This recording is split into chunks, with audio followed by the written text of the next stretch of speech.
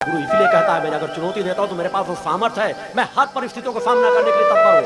चाहे किसी तरह के रोगियों को लाके दे दे, मैं हाथ के स्पर्श के माध्यम से ठीक कर सकता हूं, या वो सभी धर्माचार्य एक तरफ खड़े हो जाए, या मंत्र शक्ति देखना चाहे।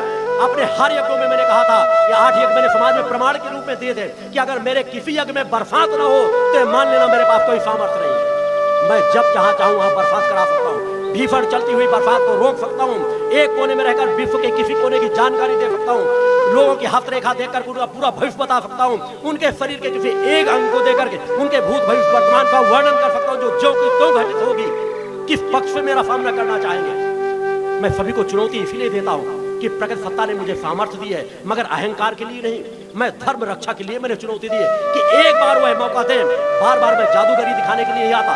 अगर जादूगरी देखना हो, मेरे सत्य की जादूगरी देखना हो, तो मेरी यात्रा को देखते चले जाना, तुम्हें सत्य का एहसास हो जाएगा। इसीलिए मैंने कहा है कि अपनी डायरियों में नोट करके रख लेना कि आज तुम्हें तो जो सानिध्य मिल रहा है, कल को आने वाले तुम्हारे वंशज इस बात पर गर्व करेंगे कि तुम योगी राज शक्तिपुत्र को सामने देखते थे, उनके साथ बैठने का सौभाग्य प्राप्त किया है, उनकी वाणी सुनने का सौभाग्य प्राप्त किया है। इससे आने वाले वंशज आपके गौरवान्वित होंगे। उन डायरियों में लिख करके घरों में सुरक्षित रख देना। मैं किसी के मान सम्मान का भूखा नहीं हूं। मेरा अधिकांश जीवन अपनी एकांत साधनाओं में गुजरना है, मगर सत्य की रक्षा के लिए जब जहां जरूरत पड़ेगी मैं वहां खड़ा नजर आऊंगा। भगवान की जय। मैं साधु संत सन्यासियों का आदर नहीं करता।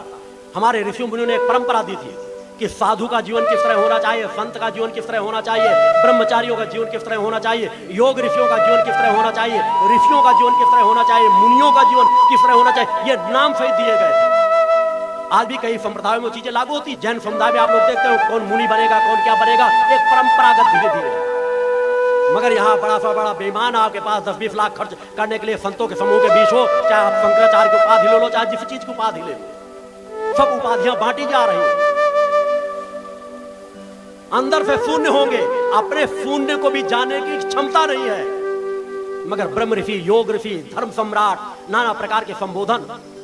साधु हो साधु बन जाओ, मैं तुम्हारा सम्मान करता हूं। संत हो संत बन जाओ, तुम्हारा सम्मान करता हूं।